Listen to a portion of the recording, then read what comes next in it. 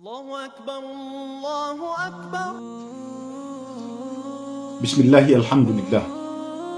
Mga kapatid at kasama sa serbisyo, ano nga ba itong integridad sa PNP?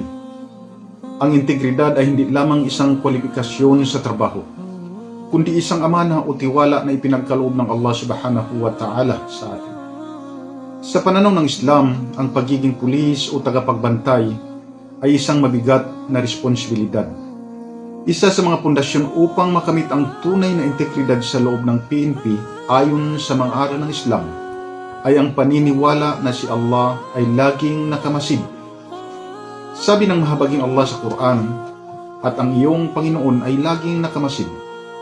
Kung ang isang opisyal ay may takot sa Allah, alam niya na kahit walang tao na nakakakita sa kanya, ang may kapal ay nakatingin. Ang takot sa Allah ay magiging hadlang sa katiwalian, pangingikil at pang-aabuso.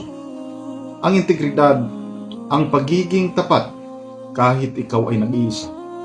Mga kapatid, tandaan natin ang integridad ay magsisilbing ating ilaw at pananggalang sa araw ng paghuhukom.